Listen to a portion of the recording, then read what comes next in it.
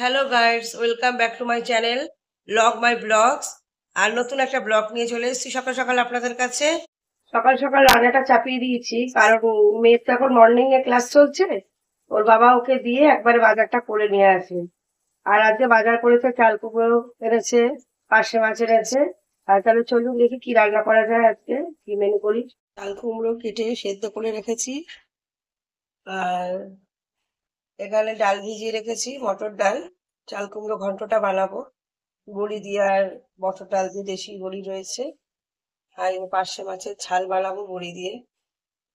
আজকের মেনু এটাই হবে। গরমে আবার রাত্রেবেলা আজকে নেমন্তন্ন রয়েছে, তাই একবেলার মতোই আজকে রান্না করব। রাত্রেবেলা আমরা যাবো সব পাশে নেমন্তন্ন বাড়িতে। মা পুজো সেরে নিয়েছে, এবার মা টিফিন করবে। আর এখন মার পুজো হয়ে গেছে। গরমকাল, সকাল সকাল পুজোটা মা দিয়ে নেয়। বেশি বাজে না, এখন 9:30 বাজে। তার মধ্যেই মার পুজো হয়ে গেছে। আর আমরা কালী পুজোয় একসাথে সব ভাই বোনেদের সাথে দেখা হয়েছে, খুবই আনন্দ করেছিলাম। কিন্তু কলকাতার তুলনায় এখানে গরমটা একটু কম। কলকাতা যেন মারাত্মক গরম, মানে টেকা যাচ্ছে না এত গরম। তার মধ্যে দিয়েও সব ভাই বোনরাই ছিলাম, কিন্তু তার মধ্যে দিয়েও আমার নিজের বোন ছিল না ওখানে, মিস করেছি সবাই। কারণ ও তো এখানে থাকে না, ও তো হায়দ্রাবাদ থাকে। ও আসছে, আজকে ট্রেনে উঠবে, আর আস্তে আস্তে ও কালকে দুপুরবেলা ও এই কলকাতায় হাওড়া স্টেশনে চলে আসবে। এটাই একটা আনন্দের বিষয় আমাদের। আর আমার রান্না বান্না পুরো কমপ্লিট হয়ে গেছে 11:30টার মধ্যেই। আর চলুন তাহলে কি মেনু করেছি দেখা যাক। ডাল, বড়া ভাজা, চাল কুমড়োর ঘন্ট, আর এখানে হচ্ছে পার্শে মাছের ঝাল। আর এরকম গরমে হালকা মেনুই ঠিক আছে, বেশি রিচ খাবার খেলে প্রচন্ড প্রবলেম হয়ে যাবে। রান্না সেরে চলে আসলাম রান্নাঘরটায় পরিষ্কার করতে। আনাচে কানাচে সব কিছু পরিষ্কার করে নিলাম, কারণ আমার রান্নার সময় রান্নাঘরটা ছড়িয়ে ছিটিয়ে যায়। দরকারের সময় যেন কিছুই আমি পাই না, খুঁজে সব হারিয়ে ফেলি। আর যেগুলো খুঁজতে যাই তারপরে সব অগোছালো হয়ে যায়। পুরো ব্যাপারটাই একদম অগোছালো ব্যাপার হয়ে যায়। তাই রান্নাঘরটা যতক্ষণ পরিষ্কার না হয় ততক্ষণ টেনশন হয়ে যায়।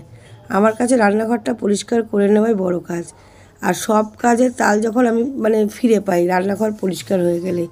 গ্যাস মোছা আর স্ল্যাব মোছা আর রান্নাঘরের নিচটা ফ্লোরটা মুছলেই মনে হয় যেন না, আমি ঠিক আছে, হালকা লাগছে নিজেকে অনেকটা।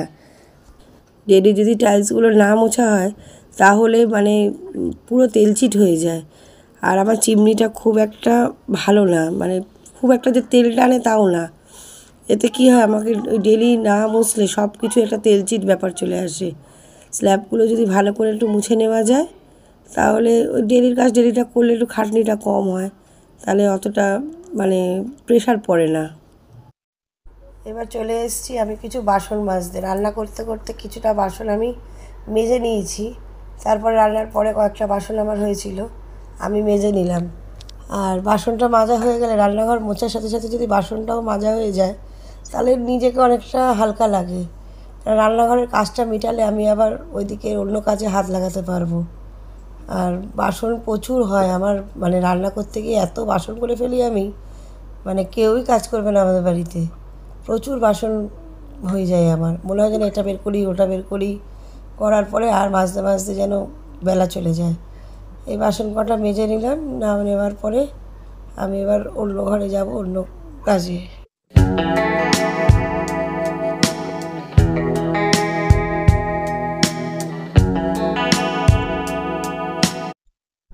বাসন মাজা হয়ে গেছে, এবার আমি চলে আসলাম ঘরটা রান্নাঘরের নিচটা মুছতে। আর আমার রান্নাঘরটা খুবই ছোট, একার পক্ষে ঠিক আছে রান্না করা। কলকাতায় এটুকু রান্নাঘরই অনেক ব্যাপার।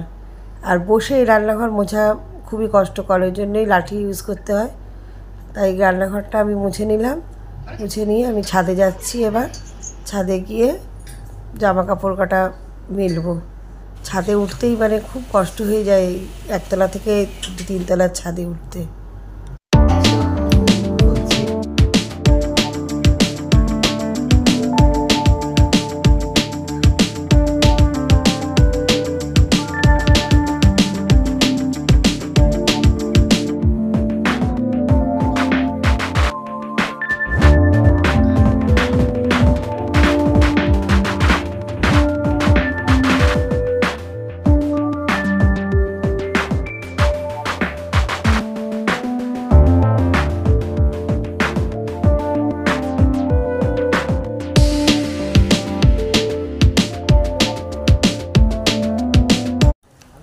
আমাদের এখানে ছাদের যা রোদ, আর এই যেমন নেমন্তন্ন বাড়ি বলছিলাম, এখানে আমাদের এই বাড়িটায় নেমন্তন্ন শ্রাদ্ধের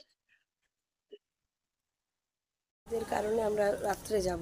দিনের বেলায় অসম্ভব রোদ ছাদে, তারপরে খাওয়া দাওয়া, ওই জন্য আমরা রাত্রে যাব ঠান্ডা ঠান্ডায়। আর এখন আমি পড়িয়ে উঠলাম, পড়িয়ে উঠে আমি এখন রেডি হয়ে এখন যাব নেমন্তন্ন বাড়িতে। তাই এমনি অলরেডি দেরি হয়ে গেছে, আর আমি রেডি হয়ে গেছি। হালকা একটা শাড়ি পরে নিয়েছি গরমের মধ্যে, আর ওই শ্রাদ্ধ বাড়িতে হালকাটাই ঠিক আছে। ফাইনালি আমরা চলে এসেছি শ্রাদ্ধ বাড়ি থেকে, আর মা আর মেয়ে যায়নি, আমি, আমার হাজব্যান্ড আর আমার ছেলে গেছিলাম। তা আমরা এইমাত্র ডিনার সেরে ফিরলাম। আর শ্রাদ্ধ বাড়িতে আমরা কোনো ব্লগ করিনি, কারণ ওটা আমার মানে আমার মতে রুচিসম্মত মনে হয়নি, ওই জন্য আমরা ওখানে ব্লগ করিনি, কেননা উচিত না মানুষের ব্লগ করা ওখানে। যাই হোক, ভিডিওটা যদি ভালো লাগে বেশি বেশি করে শেয়ার করবেন, লাইক কমেন্ট করবেন এবং সাবস্ক্রাইব করতে অবশ্যই ভুলবেন না। Good night, bye bye.